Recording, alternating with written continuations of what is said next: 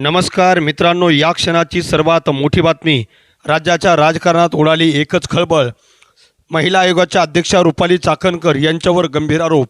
काय आहे आजचा स्पेशल रिपोर्ट आणि सविस्तर बातमी जाणून घेण्या अगोदर तुम्ही जर आमचं चॅनल अजूनही सबस्क्राईब केलं नसेल तर सबस्क्राईब करा आणि बेल आयकॉन नक्की प्रेस करा, जेणेकरून आमचे असेच नवनवीन व्हिडिओ तुम्हाला या चॅनलवर बघायला मिळतील. कॅप्टन खरात बरोबरच रुपाली चाकणकर ह्यासुद्धा आहेत सेक्स रॅकेटच्या मास्टरमाइंड. भोंदूबाबा अशोक खरात प्रकरणामुळे राज्य सरकारवर टीका केली जाते. या भोंदूबाबाने अनेक महिलांचे लैंगिक शोषण केल्याची धक्कादायक माहिती समोर आली आहे. या कृत्याचे अनेक व्हिडिओ समोर आलेत. विशेष म्हणजे या भोंदूबाबाचे सत्ताधारी पक्षातील अनेक नेत्यासोबत फोटो असल्याने विरोधक आक्रमक झाले आहेत. फेब्रुवारी महिन्यात एका महिलेने तक्रार केल्यानंतर आखात यांच्या विरोधात बलात्काराचा गुन्हा दाखल करण्यात आला. सध्या खरात पोलिसांच्या ताब्यात असून या प्रकरणात अनेक खळबळजनक खुलासे समोर येत आहेत. असे असतानाच आता याच शोषणकांडामध्ये हादरवून टाकणारा नवा चेहरा समोर आलाय. या प्रकरणातील नीरज जाधवचा चेहरा समोर आलाय. कॅप्टन फाईल्स प्रकरणात गेल्या काही दिवसापासून नीरज जाधव कोण होता असे विचारले जात होते.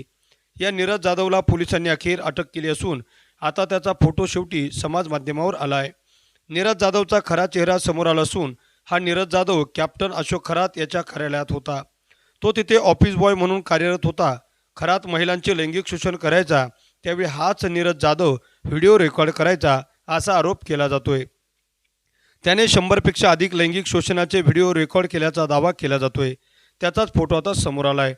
नीरज जाधव हा अशोक खरातच्या कार्यालयात ऑफिस बॉय म्हणून काम करायचा. पोलिसांनी संशय बळावल्यामुळे नीरज जाधवलाही अटक केली. त्याच्याकडेच अशोक खरातचे लैंगिक शोषणाचे व्हिडिओ सापडले आहेत.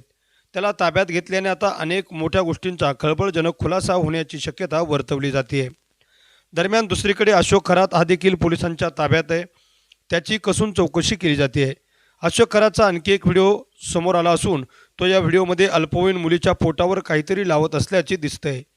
तर त्याच्या समोर एक महिला बसलेली आहे. खरातचे व्हिडिओ समोर आल्याने महाराष्ट्राच्या राजकीय तसेच सामाजिक वर्तुळात एकच खळबळ उडाली आहे. कॅप्टन अशोक खरात या भोंदूबाबाने मीर गावात महादेवाचे मंदिर बांधून दर्शनाला श्रीमंत भक्तांना बोलावून त्यांच्या शंकाचं निरसन करून देतो असे भासवून त्यांच्याकडून लाखो रुपये उकळले. तसेच शेकडो महिलांचे लैंगिक शोषण केल्याचा त्याच्यावर आरोप आहे. केवळ श्रीमंत भक्तांनाच तो वेळ देऊन त्याच्याकडून पैसे उकळत असल्याचे आता लपून राहिलेले नाही. मीर गावातील अशोक खरात याच्या शेजाऱ्यांनी त्याचा वावर, त्याची काम करण्याची पद्धती याबद्दल अनेक गौप्यस्फोट केले आहेत, ज्यांनी महाराष्ट्राच्या डोळ्यात झणझणीत अंजन घातली आहे. अशोक खरात याच्याकडे शनिवारी आणि रविवारी भयंकर गर्दी असायची. लोक लांबून लांबून त्याच्याकडे सल्ला घ्यायचे यायचे. त्याचा सल्ला प्रमाण मानून आपण काम केले की मनासारखी होतेच अशी सर्वदूर त्याची ख्याती पसरली होती. आम्ही हीच ख्याती ऐकून आमची समस्या घेऊन गेलो होतो, परंतु आम्हाला गरिबांना त्यांना वेळच दिला नाही. तो केवळ श्रीमंतांनाच वेळ द्यायचा असा अनुभव मीर गावातील रामकृष्ण मदने यांनी सांगितला. मुंबई तकशी बोलताना त्यांनी अनेक धक्कादायक गौप्यस्फोट केले. तसेच त्यांना आलेला अनुभवही त्यांनी कथन केला. रामकृष्ण मदने म्हणाले, गेल्या 10 ते 12 वर्षापासून आम्ही अशोक खरात याला ओळखतो. त्याच्याशी आमची ओळख होती. 1-2 वेळा कौटुंबिक समस्या घेऊन आम्हीही त्याच्याकडे गेलो होतो, परंतु त्याच्या कार्यालयात भयंकर वेटिंग असल्याने आम्हाला रिकाम्या हाताने परतावे लागले. अशोक खरात यांनी कधीही स्थानिक लोकांना, स्थानिक लोकांच्या समस्यांना प्राधान्य दिलं नाही. त्याच्याकडे येणारे लोक बड्या हस्ती होत्या. उच्चवर्णीय आणि उच्चवर्गीय लोकांचा राबता त्याच्याकडे असायचा. त्यामुळे गावातील किंवा आजूबाजूच्या परिसरातील लोक त्याच्याकडे येत नव्हते. शनिवारी रविवारी अशोक खरात त्याच्या कार्यालयात तसेच मंदिरात अनेक लोक यायचे. त्या लोकांचे म्हणणे ऐकून घेऊन अशोक खरात त्यांना काही बाही सांगत असे. पण स्थानिक लोकांना भेटण्यासाठी त्याच्याकडे वेळ नव्हता. त्याच्या मागे कोणतेही कारण होते हे मात्र आम्हाला माहिती नाही. कौटुंबिक समस्या घेऊन आम्ही दुसऱ्या वेळी गेलो होतो, परंतु त्याने आम्हाला नाशिकला यायला सांगितले. त्याचवेळी तो लोकांकडून खूप पैसे घेतो असे आम्ही ऐकले होते. आम्ही गरीब माणसे आहोत, आमच्याकडे त्याला द्यायला पैसे कुठून येणार, त्यामुळे आम्ही जायचे टाळले. परत त्याच्याकडे जावे असे आम्हाला वाटले नाही असंही रामकृष्ण मदने यांनी सांगितलं.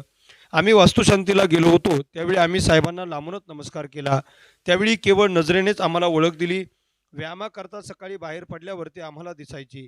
यावेळी गप्पा मारण्याचा वगैरे कधी योग आला नाही असेही शेजाऱ्यांनी सांगितले. एका कुटुंबात मूल होत नव्हते. खरातच्या मार्गदर्शनाने त्यांच्या घरात पाळणा हल्ला अशी चर्चा गावात अनेकदा झाली. त्यामुळे लोकांचा त्याच्यावर विश्वास बसला होता. पण एका झटक्यात त्याने गावाचे नाव खराब केले. खरातने आमच्या गावात मंदिर बांधले म्हणून आम्ही त्याच्याकडे वेगळ्या नजरेने आदराने बघत होतो. परंतु त्यांनी त्याची मर्यादा ओलांडल्याचे राजकीय नेत्यांना पण माहिती नव्हती. मंदिर बांधून त्याचे नाव राज्यात गेले, परंतु त्याच्या अशा वागण्याने आमच्या गावचे नाव खराब झाले आहे, असा संताप गावकऱ्यांनी व्यक्त केला आहे. दरम्यान तथाकथित भोंदू महाराज कॅप्टन अशोक खरात याचा एक एक पराक्रम आणि कारनामे आता समोर येत आहे. याच कारनाम्यामध्ये अनेक राजकीय पक्षाचे पुढारी सुद्धा गोवले जात आहेत. सत्ताधारी पक्षाच्या अनेक महिला नेत्यासह राज्य महिला आयोगाच्या अध्यक्षा रुपाली चाकणकर यांना सुद्धा आयोगाच्या अध्यक्षपदाचा राजीनामा भोंदूबाबाच्या नादाला लागल्यामुळे गमवावा लागला आहे. राष्ट्रवादी शरद पवार गटाचे प्रदेशाध्यक्ष जयंत पाटील, राज्याचे उपमुख्यमंत्री एकनाथजी शिंदे, राज्याचे मुख्यमंत्री देवेंद्र फडणवीस, खासदार श्रीकांत शिंदे यांच्यासह अनेक दिग्गज नेत्यांचे धनंजय मुंडेसह फोटो भोंदूबाबासोबत आढळल्यामुळे राज्याच्या राजकीय वर्तुळात एकच खळबळ उडाली आहे. मित्रांनो, तुम्हाला काय वाटतं? अशा प्रकारच्या भोंदूबाबाला योग्य ती कठोर शिक्षा व्हावी की नाही, याबाबत आपलं मत आणि प्रतिक्रिया नक्की कमेंट बॉक्समध्ये व्यक्त करा. तुम्ही जर आमचं चॅनल अजूनही सबस्क्राईब केलं नसेल तर सबस्क्राईब करा, बेल आयकॉन नक्की प्रेस करा, जेणेकरून आमचे असेच नवनवीन व्हिडिओ तुम्हाला या चॅनलवर बघायला मिळतील. धन्यवाद. जय महाराष्ट्र. भेटूया पुढच्या व्हिडिओमध्ये एका नव्या विषयासह.